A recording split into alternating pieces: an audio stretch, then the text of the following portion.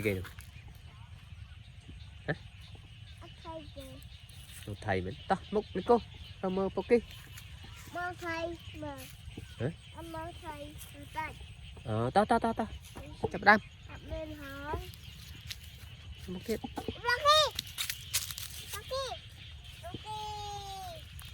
bằng ơn đi là kia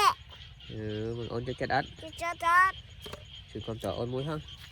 có mình xài lên tên này anh chạy ôn muối vậy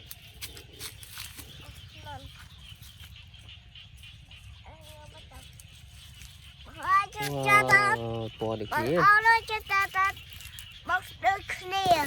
đây anh chạy nhé một tết nó miền poki tiền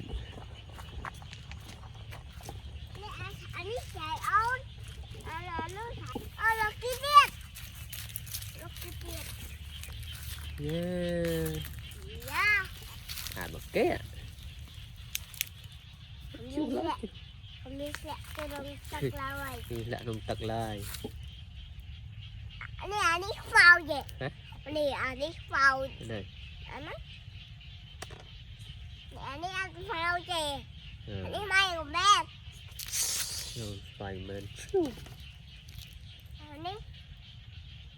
đây được mày được mua gì cái áp ra fan này và sao bây đi cho cha táp Hãy ta một tiết lấy cô tao một tiệt cái ta thăm nó cao mơ nụ poki đi vài đó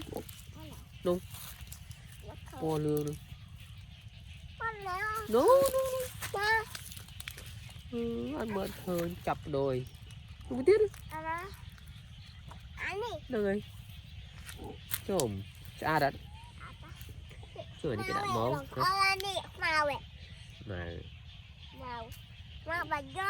mà gió ấy giờ tập poki bán một tiết lấy cô hả là đi lấy tắc cái ta lấy một hố tắc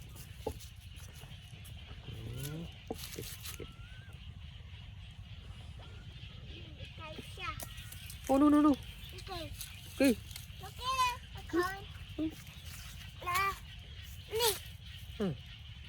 no Mr. San mới tiết đúng địa nè nè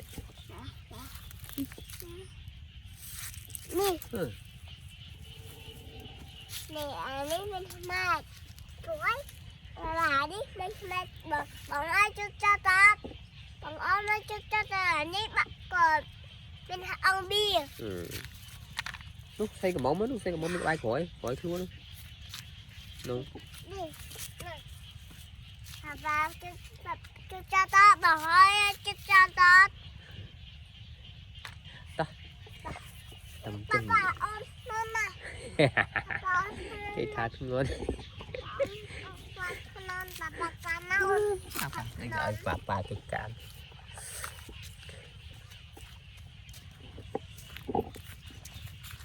thế nào tiết tao bơi xài bờ họ nó đừng sợ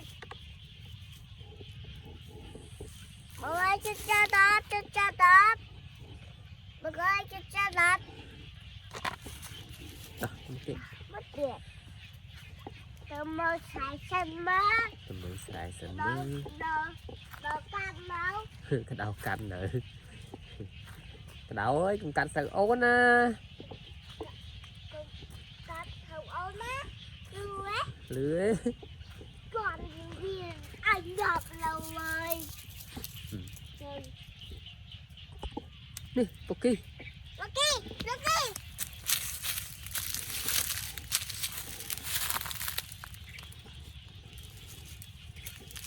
mọi người cho ta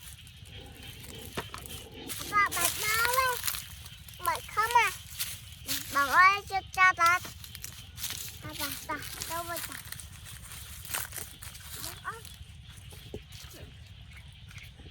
ta dơ lên luôn đã ta dơ luôn chạy lên luôn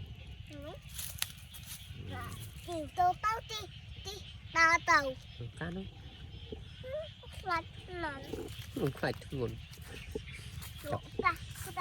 ta hậu nữa nè rồi phục kỳ ít phải thằng chẳng lục ta hả ôm mẹ hả lục ta ôm nè nè ô nửa tay ôn rồi dạ.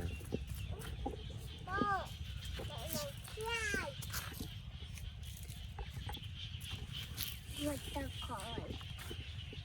mẹ sẽ ôm là người đó ta lên như nào anh lên sông thế tao để cô tao muốn này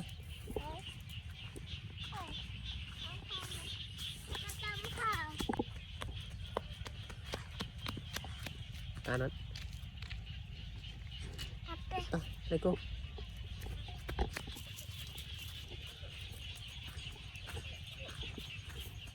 ta cô nữa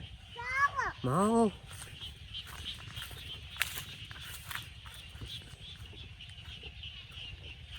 nó bọc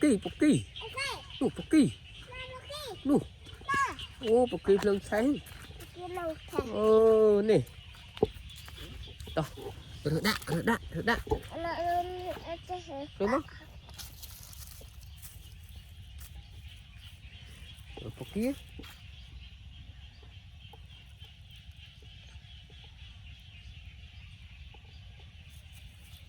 nó đã nó bằng ơi chưa cho tao